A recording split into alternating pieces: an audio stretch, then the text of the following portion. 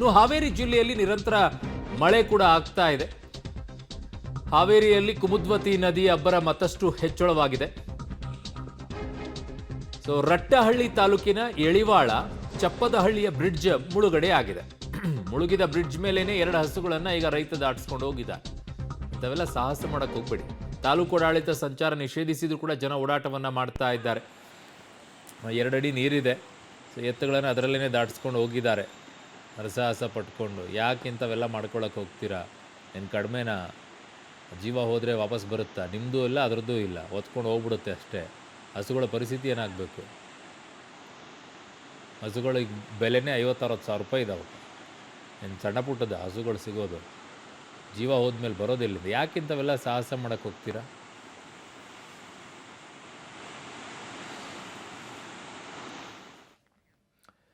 ಕಾಫಿನಾಡು ಮಲೆನಾಡು ಭಾಗದಲ್ಲಿ ಚಿಕ್ಕಮಗಳೂರಿನಲ್ಲಿ ಬೃಹದಾಕಾರವಾಗಿರುವಂಥ ಕೆರೆಗಳಿದ್ದಾವೆ.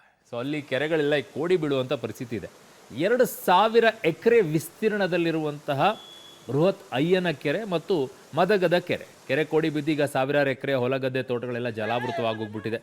ಚಿಕ್ಕಮಗಳೂರು ಜಿಲ್ಲೆ ಕಡೂರು ತಾಲೂಕಿನ ಅಡಿಕೆ ತೋಟದಲ್ಲಿ ಎದೆ ಮಟ್ಟಕ್ಕೆ ಕೋಡಿ ಬಿದ್ದಂಥ ನೀರು ಬಂದು ತಲುಪಿದೆ. ಈಗ ಅಲ್ಲಿ ನೋಡಿ ಪಾಪ. ಇದು ತೋಟಗಳ ಪರಿಸ್ಥಿತಿಯನ್ನು ಕಂಡು ಮಾಲೀಕರು ಕಂಗಾಲಾಗ್ಬಿಟ್ಟಿದ್ದಾರೆ. ಅವರಿಗೆ ಆತಂಕ ಇರೋದಷ್ಟೇ. 7-8 ವರ್ಷದ ಮರಗಳಲ್ಲಿ ಕೊಳೆ ರೋಗದ ಭೀತಿ ಅವರಲ್ಲಿದೆ. ಜಾಸ್ತಿ ಮಳೆ ಆದರೆ ಅದೇ ಆಗುತ್ತೆ. ನೀರಿನ ರಭಸಕ್ಕೆ ಅಡಿಕೆ ಮರದ ಬುಡದಲ್ಲಿ ಮಣ್ಣೆ ಕೊಚ್ಕೊಂಡು ಹೋಗ್ತಾ ಇದೆ. ಪಾಪ ಅವ್ರಿಗೊಂದಿಷ್ಟು ಆತಂಕ. ಈಗ ನೋಡಿ ಎದೆ ಮಟ್ಟದಲ್ಲಿ ಇದೆ. ಕಾಫಿನಾಡಿನ ಬಯಲುಸೀಮೆ ಹಾಗೂ ಪಶ್ಚಿಮ ಘಟ್ಟಗಳ ತಪ್ಪಲಿನಲ್ಲಿ ಸುರಿತಿರುವಂತಹ ಧಾರಾಕಾರ ಮಳೆಯಿಂದಾಗಿ ಬಯಲುಸೀಮೆ ಭಾಗದ ಹೊಲ ಗದ್ದೆ ತೋಟಗಳು ಕೂಡ ಈಗಾಗಲೇ ಸಂಪೂರ್ಣವಾಗಿ ಜಲಾವೃತಗೊಂಡಿರುವಂಥದ್ದು. ಕಡೂರು ತಾಲೂಕಿನ ಸಕರಾಯಪಟ್ಟಣ ಸಮೀಪದ ಮದಗದ ಕೆರೆ ಹಾಗೂ ಅಯ್ಯನ ಕೆರೆ 2 ಬೃಹತ್ ಕೆರೆಗಳು ಕೋಡಿ ಬಿದ್ದಿರೋದ್ರಿಂದ ಈಗಾಗಲೇ ನೀರು ಕೂಡ ಎಲ್ಲೆಂದರಲ್ಲಿ ನುಗ್ತಿರೋದ್ರಿಂದ ಈ ಭಾಗದ ಸಾವಿರಾರು ಎಕರೆ ಹೊಲ ಗದ್ದೆ ತೋಟಗಳು ಕೂಡ ಸಂಪೂರ್ಣವಾಗಿ ಜಲಾವೃತಗೊಂಡಿರುವಂಥದ್ದು. ನಾನೀಗ ಆ ರೀತಿಯಂಥ ಒಂದು ಸ್ಥಳದಲ್ಲೇ ಇದ್ದೀನಿ. ನೋಡ್ಬೋದು, ಇದು ಚಿಕ್ಕಮಗಳೂರು ತಾಲೂಕಿನ ಅಂದರೆ ಚಿಕ್ಕಮಗಳೂರು ಜಿಲ್ಲೆಯ ಕಡೂರು ತಾಲೂಕಿನ ಸಕರಾಯಪಟ್ಟಣ ಸಮೀಪ ಬರುವಂಥ ಅಂದರೆ ಏನು ಕಡೂರಿಗೂ ಸಂಪರ್ಕ ಕಲ್ಪಿಸುವಂಥ ಮಾರ್ಗ ಇದು. ಮತ್ತು ಏನು ಎಮ್ಮೆದೊಡ್ಡಿ ಭಾಗ ಅಂದರೆ ಈ ಭಾಗದಲ್ಲೂ ಸುಮಾರು 16 ಹಳ್ಳಿಗಳಿರುವಂಥದ್ದು. ಆ ಹಳ್ಳಿಗಳಿಗೂ ಕೂಡ ಸಂಪೂರ್ಣ ಒಂದು ಮಾರ್ಗ ಅಂದರೆ ಸಂಪರ್ಕ ಕಲ್ಪಿಸುವಂಥ ಒಂದು ಮಾರ್ಗ ಆಗಿರುವಂಥದ್ದು. ಈಗಾಗಲೇ ನಿನ್ನೆ ಮದಗದ ಕೆರೆ ಕೋಡಿ ಬಿದ್ದಿದೆ, ಇವತ್ತು ಅಯ್ಯನ ಕೆರೆ ಕೂಡ ಕೋಡಿ ಬಿದ್ದಿರುವಂಥದ್ದು. ಹಾಗಾಗಿ ಮಳೆ ನೀರು ಅಂತಂದರೆ ಏನು ಕೋಡಿ ಬಿದ್ದಂಥ ನೀರು ಎಲ್ಲೆಂದರಲ್ಲಿ ನುಗ್ತಾ ಇರೋದ್ರಿಂದ ನಾವು ನೋಡ್ಬೋದು. ವಿಜಲ್ಸಲ್ಲೂ ಕೂಡ ಈಗಾಗಲೇ ಹೊಲ ಗದ್ದೆ ತೋಟಗಳು ಕೂಡ ಸಂಪೂರ್ಣವಾಗಿ ಜಲಾವೃತಗೊಂಡಿರುವಂಥದ್ದು. ವಿಜಲ್ಸಲ್ಲೂ ಕೂಡ ಕಾಣ್ತಾ ಇರುವಂಥದ್ದು ಏನು ಅಡಿಕೆ ಮರ ಇದೆ, ಸುಮಾರು 7-8 ವರ್ಷದ ಅಡಿಕೆ ಮರಗಳು ಇವು ಈಗಾಗಲೇ ಫಸಲು ಬರೋಕ್ಕೆ ಸ್ಟಾರ್ಟ್ ಆಗಿರುವಂಥದ್ದು. ಆದರೆ ಸುರಿತಿರುವಂಥ ಭಾರಿ ಮಳೆ ಮತ್ತು ಹರಿತಿರುವಂಥ ನೀರಿನಿಂದ ಅಡಿಕೆ ಮರಗಳ ಬುಡಗಳಲ್ಲಿ ಏನು ಮಣ್ಣಿತ್ತು ಆ ಮಣ್ಣು ಕೂಡ ಈಗಾಗಲೇ ಸಂಪೂರ್ಣವಾಗಿ ಕೊಚ್ಕೊಂಡು ಹೋಗಿರುವಂಥದ್ದು ನಾವು ನೋಡ್ಬೋದು. ವಿಜಲ್ಸಲ್ಲೂ ಕೂಡ ಅಡಿಕೆ ಮರ ಪ್ರತಿಯೊಂದು ಅಡಿಕೆ ಮರದ ಬುಡದಲ್ಲೂ ಕೂಡ ಈಗಾಗಲೇ ಅಲ್ಲಿದ್ದಂಥ ಮಣ್ಣು ಮಣ್ಣು ಸಂಪೂರ್ಣವಾಗಿ ನೀರಲ್ಲಿ ಕೊಚ್ಕೊಂಡು ಹೋಗಿರೋದ್ರಿಂದ ಈಗಾಗಲೇ ಶೀತ ಕೂಡ ಆರಂಭ ಆಗಿರುವಂಥದ್ದು. ಯಾಕೆಂದರೆ ಕಳೆದ 2-3 ದಿನಗಳಿಂದ ಇದೇ ರೀತಿಯಾಗಿ ನೀರು ಹರಿತಾ ಇರೋದ್ರಿಂದ ಈಗಾಗಲೇ ತೋಟದ ಮಾಲೀಕರಿಗೂ ಕೂಡ ಒಂದು ಆತಂಕಕ್ಕೀಡಾಗಿರುವಂಥದ್ದು. ಯಾಕೆಂತಂದರೆ ಈಗ ನಿರಂತರವಾಗಿ ನೀರು ಹರಿದರೆ ಕೊಳೆ ರೋಗ ಆವರಿಸ್ಕೊಂಡು ಬಂದಂಥ ಬೆಳೆಗಳು ಕೂಡ ಸಂಪೂರ್ಣವಾಗಿ ಕೈ ತಪ್ಪುತ್ತೆ ಅನ್ನೋ ಆತಂಕ ಇರುವಂಥದ್ದು.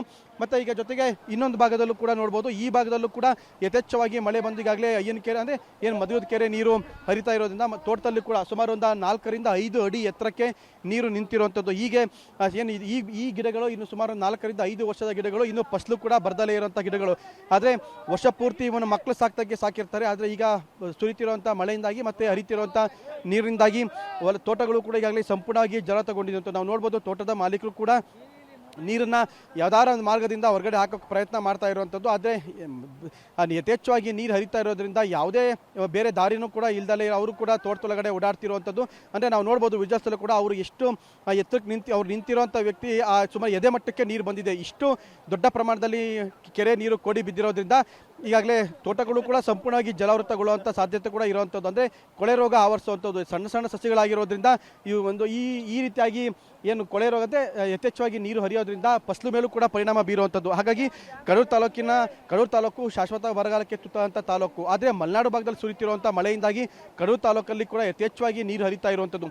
ಏನು ಅಯ್ಯನ ಕೆರೆ ಮತ್ತು ಮದಗದ ಕೆರೆ 2 ಕೆರೆಗಳು ಕೋಡಿ ಬಿದ್ದಿರೋದ್ರಿಂದ ಈ ಭಾಗದಲ್ಲಿರುವಂಥ ಸುಮಾರು 30ಕ್ಕೂ ಹೆಚ್ಚು ಹಳ್ಳಿಗಳ ಜನಗಳಿಗೆ ಒಂದು ಕಡೆ ಖುಷಿ, ಆದರೆ ಮತ್ತೊಂದು ಕಡೆ ಈಗಾಗಲೇ ಹೊಲ ಗದ್ದೆ ತೋಟಗಳು ಕೂಡ ಸಂಪೂರ್ಣವಾಗಿ ಜಲಾವೃತಗೊಂಡಿರುವಂಥದ್ದು. ಹಾಗಾಗಿ ಮಲೆನಾಡು ಮತ್ತು ಪಶ್ಚಿಮ ಘಟ್ಟಗಳ ಭಾಗದಲ್ಲಿ ಸುರಿತಿರುವಂಥ ಮಳೆ ಬಯಲುಸೀಮೆ ಭಾಗದ ಜನರ ಬದುಕನ್ನು ಮೂರಾಬಟ್ಟೆ ಮಾಡಿದೆ ಅಂತ ಅಂದರೂ ಕೂಡ ತಪ್ಪಾಗಲಾರದು. ಕ್ಯಾಮರಾಮನ್ ಪುನೀತ್ ಜೊತೆ ನಾರಾಯಣಗೌಡ, ಪಬ್ಲಿಕ್ ಟಿವಿ, ಚಿಕ್ಕಮಗಳೂರು.